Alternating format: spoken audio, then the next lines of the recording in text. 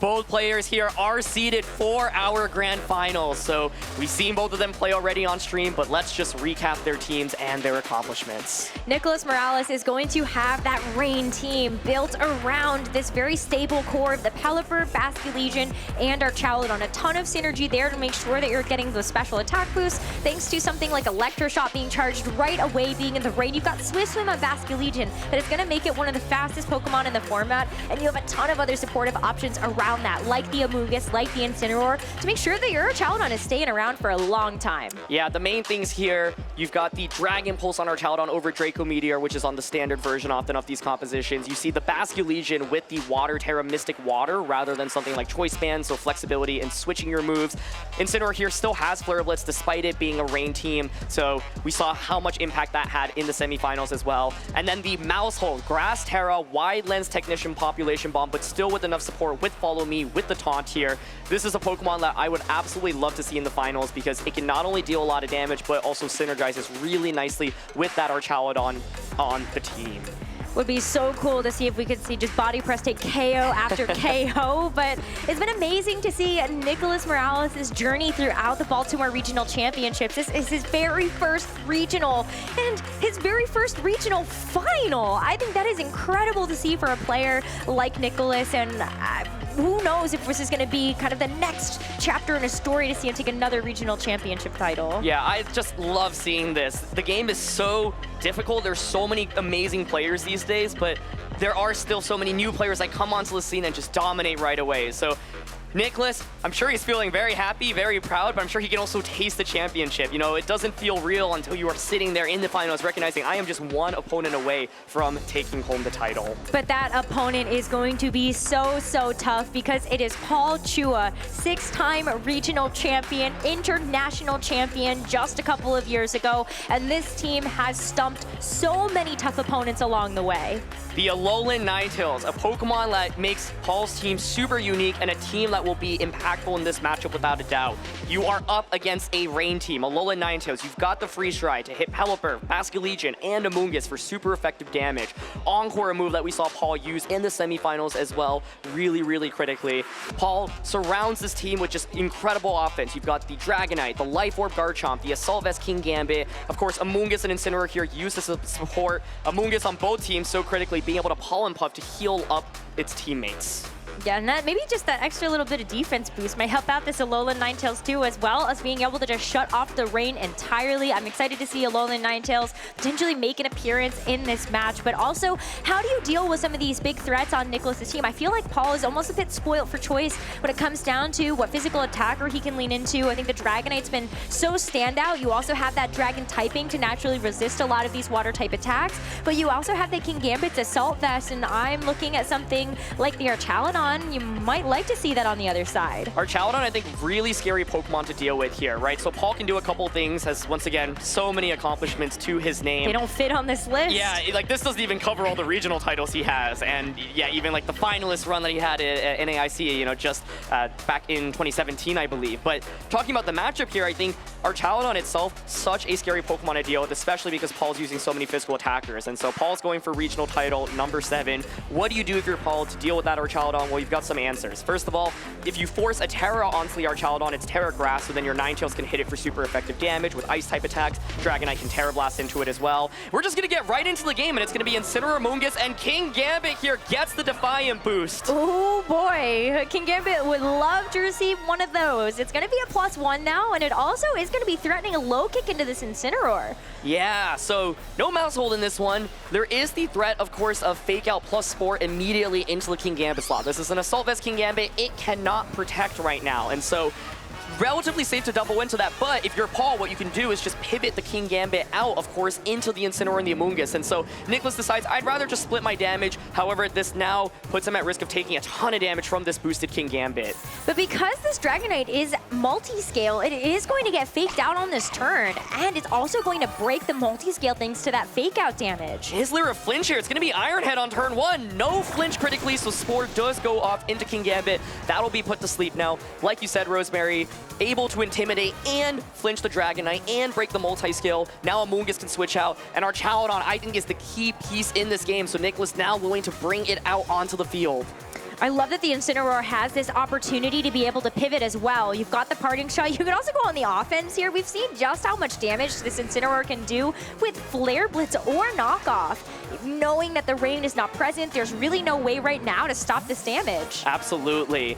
King Gambit still will be a threat, of course, once it wakes up. So the question is, can Nicholas knock it out before it manages to wake up? Dragonite goes for the protect here, so Paul's saying, you know what? I just want to burn Eternal Sleep here. And critically, we saw that the Incineroar targeted Dragonite. There was no Flare Blitz into the King Gambit, but our Chaladon has now hit the field. It threatens both of these Pokemon with super effective damage. This King Gambit is that Dark Terra too, so even if it's going to be able to get rid of that Steel typing, it is still going to take that super effective damage. Taking its mandatory turn of sleep, so it has the potential to actually wake up on this turn, but neither of these Pokemon, the Dragonite nor the King Gambit, want to hit this Archaladon and start setting off stamina boosts. Yeah, exactly. And you still have to face down all the offense from the opposing side as well. So it's just a low kick. No switches here, no Terra. So this is going to be a very super effective body press, but King Gambit bulky enough to survive it. Does it wake up right now? We'll have to see after the parting shot. Now the parting shot going to drop this Dragonite's attack again, so now it's going to be at -2 thanks to the parting shot plus the Intimidate at the very beginning of this game. And Nicholas gets a chance to bring in the Samungus again, or we can even see that there actually is a way to really start to get this engine on the Archaladon up and running. Amoonguss, though, going to be the Pokemon of choice for now. Okay, and King Gambit stays asleep critically, so that's absolutely huge. It got the attack boost earlier, but now you'll just faint to another body press. Body press plus Spore, really safe into that slot. Covers for switch out options as well. King Gambit, of course, cannot go for a protect, right? Now, you could Spore into the Dragonite if you want to cover for a switch out option on that side, right? Dragonite's attack is now greatly decreased, and so a lot of different options right now on Nicholas's end. You could even go for, say, switching into Pelipper and Electro Shot instead, but looks like Amoonguss is just content to switch out right now. So Paul's going to continue to stay in with this Pokemon. May as well at this point, but now you're going to be at -3. And King Gambit gets a Defiant boost, but you're just one of the slowest things on the field. Even when you take a look at this Archaladon, you get a chance to knock it out with the body press, but we are going to see a Terra committed. And it should end up being that Dragonite that gets that Terra flying again and even be able to go for some damage here. Terra flying, though, means that you are very vulnerable to Electro Shot in subsequent turns, right? So this Dragonite's damage output has been so greatly reduced. King Gambit does wake up, though, and he gets that Sucker Punch off. That is a ton of damage onto the Archaladon. That's the risk of switching an Incineroar. You don't have to care about speed when you have priorities. So critical wake up there to damage something that's so scary otherwise. Terra Blast, though, not going to do that much damage into Incineroar, and Body Press will finish off King Gambit. But now Paul gets a chance to switch in something that's going to potentially finish the job here on the Archaladon. The King Gambit got even more than what it could have asked for out of those first couple of turns despite taking a nap. Yeah, and Garchomp, the perfect Pokemon to bring out here. You apply pressure with that Earthquake, of course. So Incineroar here at least is able to go for a Fake Out this turn. I think one thing that a lot of players have been doing with Incineroar this tournament, and just with this Pokemon in general, is not going for Fake Out, just saying Fake Out's so obvious. And so yeah, even though Archaladon's at such low HP, still willing to go for the Dragon Pulse here. If Amoonguss can somehow get a Pollen Puff onto Archaladon, that would be absolutely huge. You right now have to, of course, worry though about something like Dragon Claw plus Terra Blast into the Archaladon, or Stomping Tantrum into Terra Blast. Now, Dragonite's attack has been so greatly reduced that maybe that doesn't even get the knockout, but let's see. I mean, this is going to be an Archaladon that has started to take some stamina boost, so it could actually get enough defenses online to withstand both of those attacks. Especially with the Terastallization here, you are going to remove your weakness to something like that Stomping Tantrum, but conversely, as you said, that Terra Blast now looking mighty juicy here. It is an Earthquake, though, so even before this Dragonite gets a chance to move, it's going to be giving over another stamina boost to this Archaladon. Yeah, Archaladon is getting dangerously low, though. Hasn't gotten a ton of boost yet. There's Dragon Pulse. Doesn't knock out the Garchomp. It does just get the one-hit KO. So what's huge for Nicholas right now is that Paul is down to his final two Pokemon. You would think Ninetales is in the back, but if it's Ninetales, well, Pelipper can just switch in now, of course, and change the weather. Here's Terra Blast onto the Archaladon, and it does not get the knockout either. That Archaladon is now just going to start running away with things.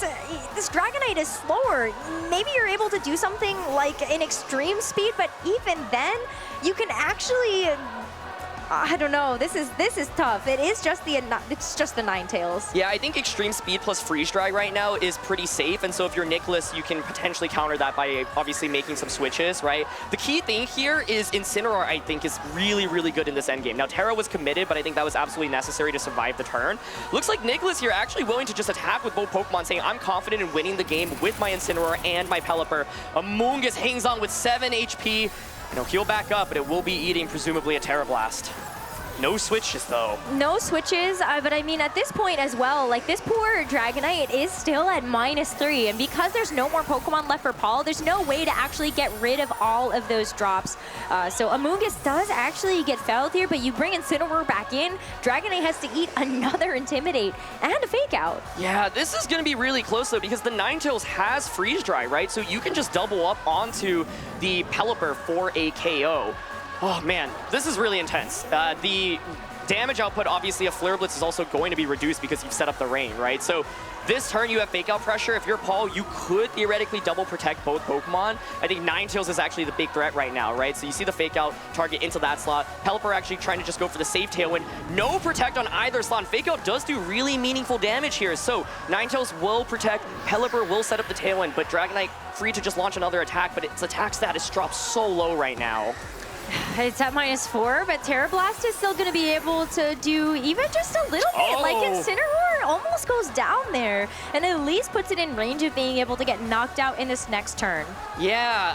Ninetales here now, of course, has Freeze Dry to bring Pelipper down to Focus Sash. I would think that it just knocks out the Incineroar, so one of the things I'm curious about is how fast is this Incineroar under Tailwind? Also, can Incineroar survive an extreme speed from the opposing side at this point? You need to knock out the Ninetales. The Ninetales exert so much pressure onto a Pelipper. If you somehow knock out the Ninetales and Pelipper hasn't taken damage, that's huge. Dragonite goes for the Protect this turn.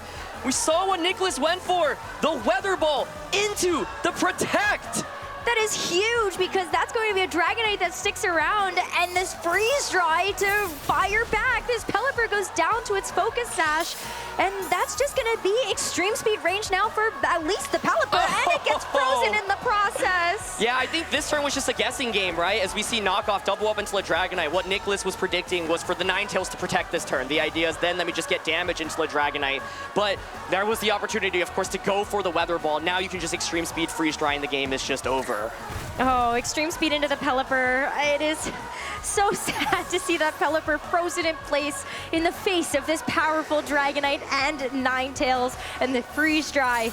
This Incineroar is also felled, and Paul Chua takes game number 1 of this finals. The King Gambit waking up was so critical, managing to get that Sucker Punch. It is risky to switch in Incineroar to keep getting Defiant boosts, and the Archaludon here was never able to heal back up from a Pollen Puff from Amoonguss. I think Archaludon is such a key piece in this finals match. You can't just let it take so much damage and not be able to heal back, right? So that's why I think Archaludon's really interesting. If you can like mitigate the damage output, even one stamina boost goes a really long way. But King Gambit able to get that damage necessary so that Archaludon just can't do very much and get that many attacks off. But this endgame so close as well. I thought Nicholas maybe had the potential to switch some of his Pokemon the turn that he just ate the double knockout on the Amoonguss slot, but he probably thought, I think I can play this endgame with Pelipper. Pelipper is really strong, but Ninetales such a big threat with that Freeze Dry. Even when you don't have the Snow Up, still applies so much pressure. Yeah, it's kind of going to be interesting to see how this second game goes, because I wonder maybe if there's a world where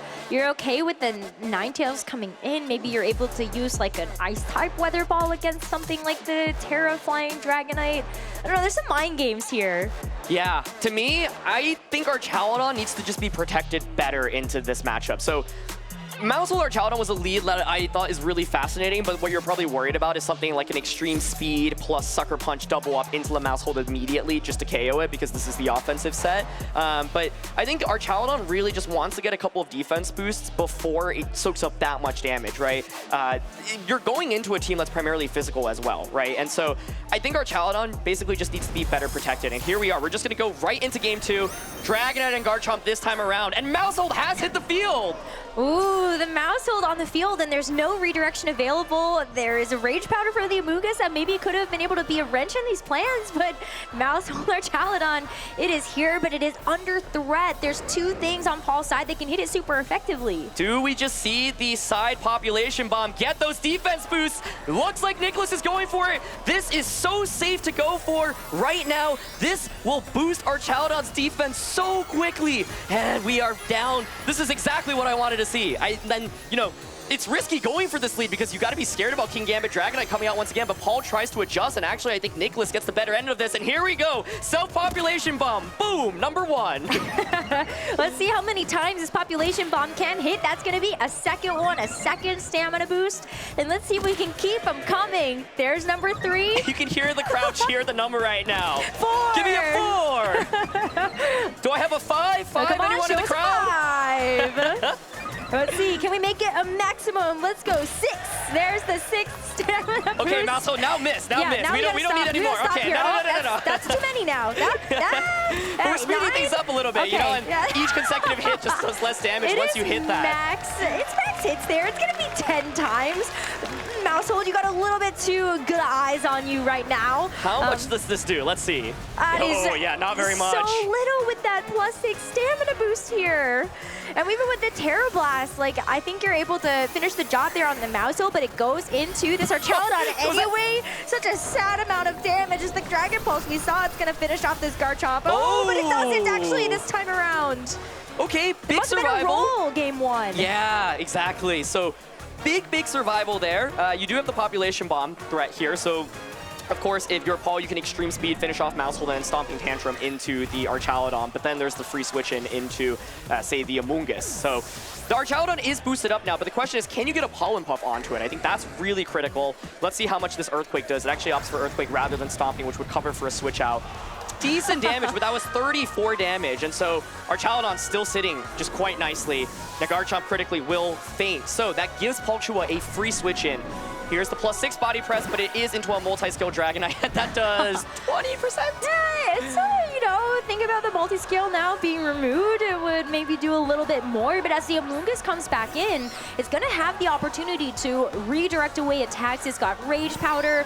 There's also the Amoonguss on the other side, but because we haven't seen that Terra yet onto the Archaludon, how do you remove these boosts? Oh, this is really interesting. So Amoonguss from Paul's end means that, yes, you can Grass Terra, and that'll make you immune to Spore, but Paul has the Clear Smog.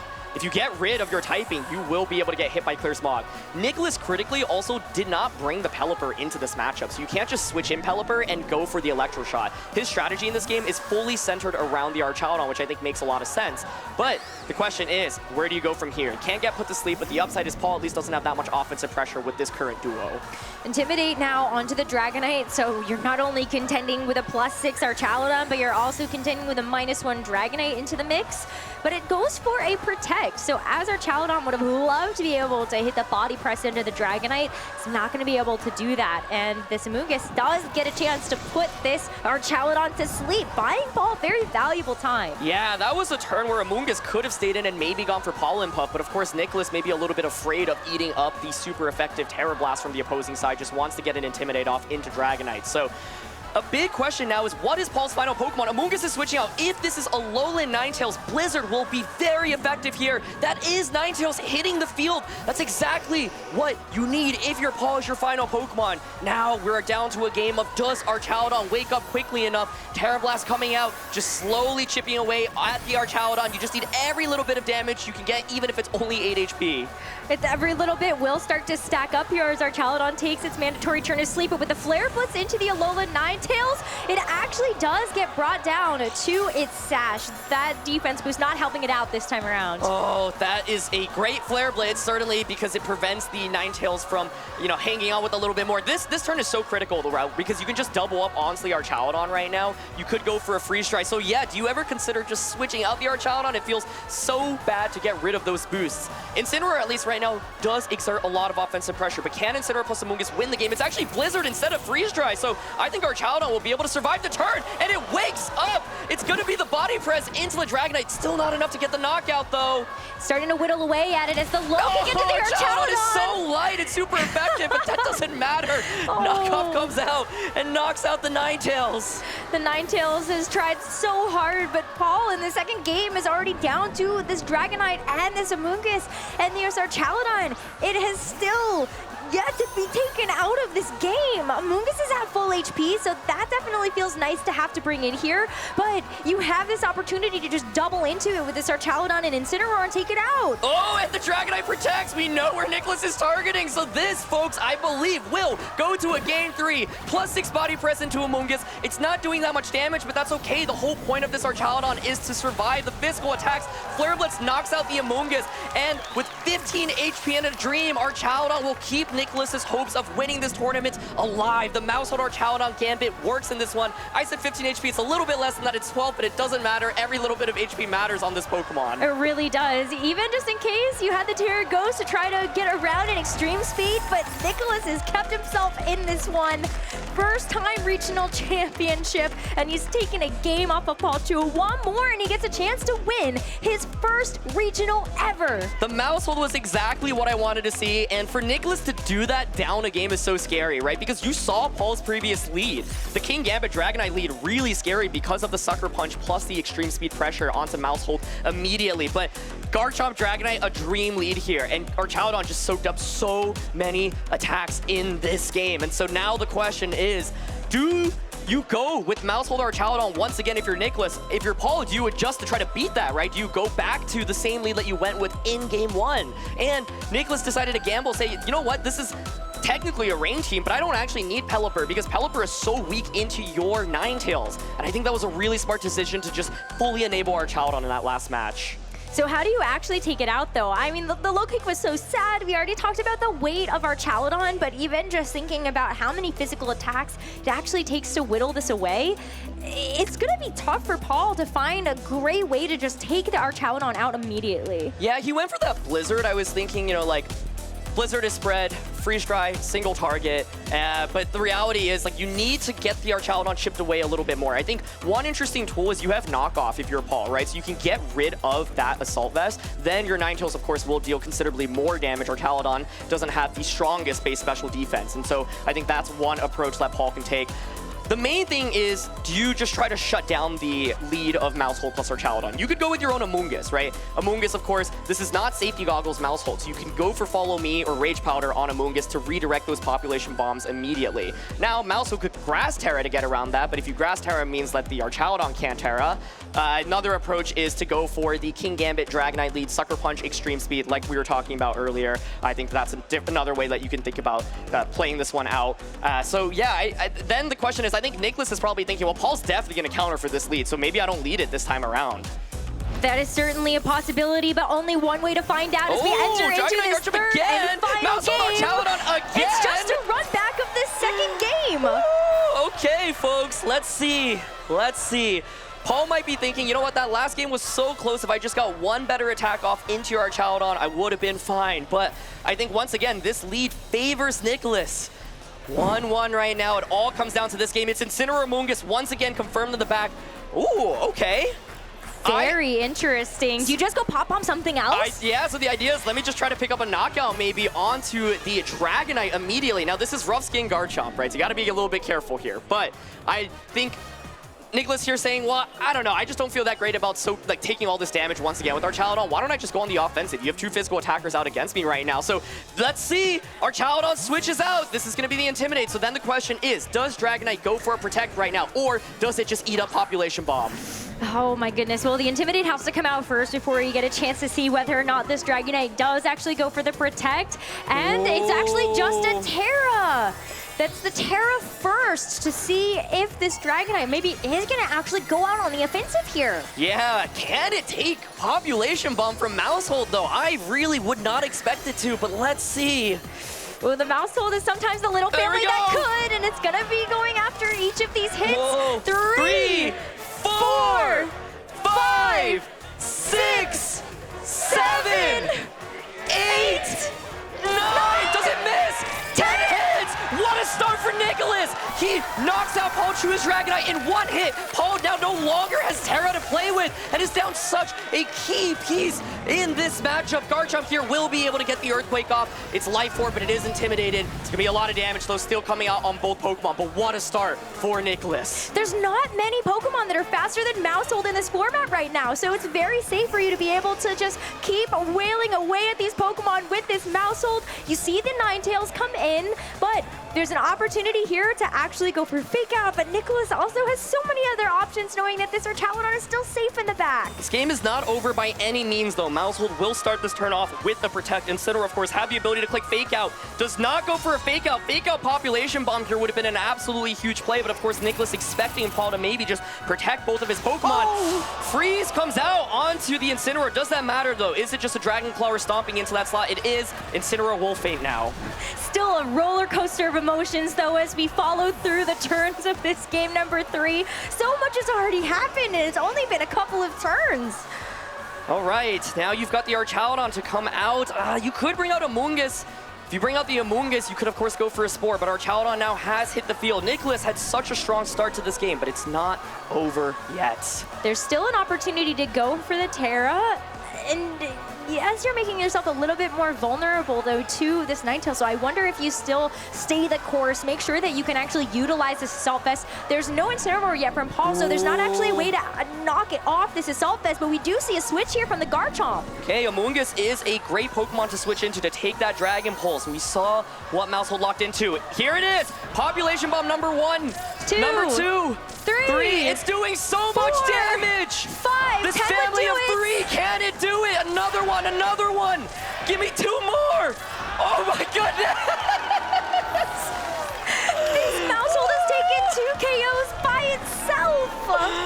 Maushold putting on a clinic right now. That's Dragon Pulse instantly Amoonguss. That's so much damage. This Amoonguss does not have Protect. It does not have Rocky Helmet. Maushold that's outspeeding the entire team. It can just Population Bomb instantly Amoonguss, Dragon Pulse into the Garchomp. You go for the Terra here, doubling up here just to cover for Population Bomb missing. Your accuracy is so high, 99% per hit with Population Bomb, and Nicholas Morales takes it. He does it. He beats Paul Chua, 6-time regional champion. This is his first tournament ever, and he wins it all. Something about the family of Maushold as the friends you make along the way. Incredible stuff coming out from Nicholas Morales to not only beat one of the biggest champions in the game of Pokemon VGC, but to do it in his very first regional championship ever. What a show-stopping finals that we just had. Maushold is the biggest MVP I think I've ever seen in my life. That was unbelievable. If you ever want to show someone why Maushold is good, just show them this set.